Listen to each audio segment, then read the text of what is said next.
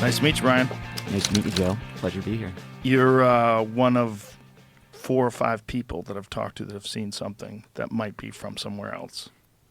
It's always weird when you talk to someone that may have seen something that... Wait, let's just, first, before we even get started, please tell people your credentials, what your background is. Sure. So, my name's Ryan Graves. I have an engineering degree, mechanical and aerospace engineering.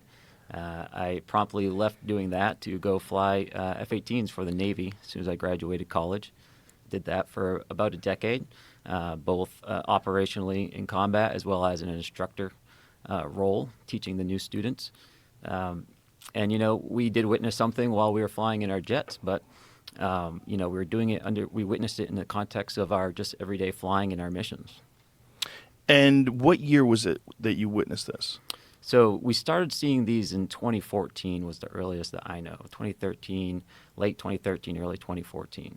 And could you describe what was the very first experience? Yeah, so for me personally, the experience was simply just flying out to the area like I would any other day. And instead of seeing an empty airspace with just my wing person or another squadron doing something in a different block, there were all of a sudden a lot of different radar contacts, which is immediately a problem because, we could be hitting one of those or someone working in our area. And this was happening because we upgraded our radar the best we could tell.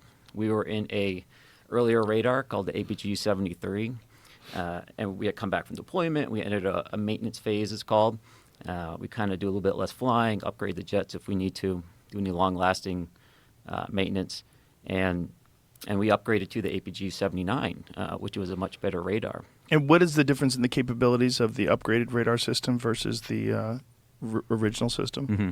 So, kind of practically speaking, it's like going from an analog TV essentially to like an OLED. It's, a digital modern tool compared to more of like an analog classical radar that has more limited range and has less ability to track multiple targets and things of that nature. So just generally speaking, we would expect to see, more objects if there were any out there or smaller objects, but there shouldn't have been any objects out there. And so how far offshore are you when this is all going down? Our working areas start about 10 miles off the coast, and then it goes out 100 or 250 miles or so, though we don't usually use those far eastern areas. But we would only see them over the water. So they would really only be in our working areas, maybe slightly in between the working area and land, but never over the land. Sometimes over the bays that are in the area that are quite large. But never just kind of zooming west over land or anything like that. We would see them being flat, too. We'd see them perfectly stationary up there, regardless of the wind. Really? Mm-hmm. Yep. Wow. So what kind of wind are you talking about? Oh, gosh. I mean, at altitude, you can have anywhere up to 100, 120 knots of airspeed. What is that in miles per hour? It's about 100, 130, 140 miles an hour. So they're completely stationary with a 140 mile an hour wind? Correct. How would something do that? It's confusing to me as well.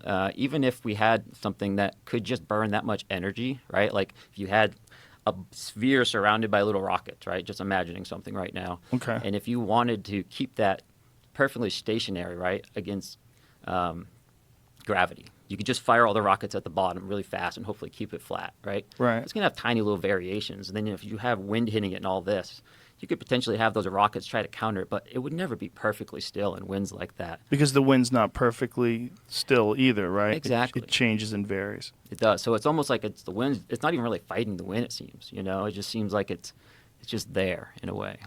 Wow. There were 2 aircraft from my squadron, VFA-11, and they flew, took off as a flight of 2. That means they're essentially flying in a formation like this. And as they hit the area, one of these objects went right between the aircraft. The lead air crew saw the object. The Dash 2 aircraft crew did not, which is not surprising because they're usually, you're very focused on flying formation. You're just staring right at that aircraft.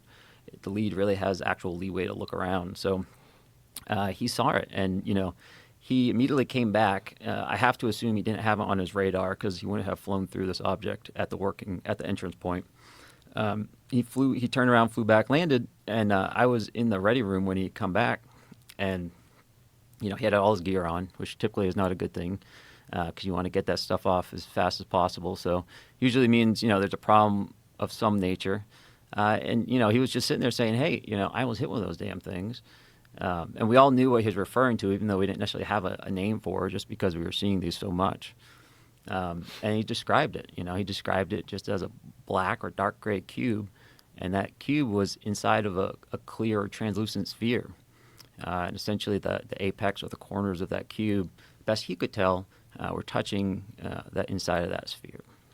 And that description mirrors many of the descriptions that people have had of these, whatever you want to call them. Whether they're calling them UAPs now for some strange reason. UFOs is I don't know. Does it have a dirty connotation to it? And is it tainted because of so many crazy people talk about UFOs? Is that what it is?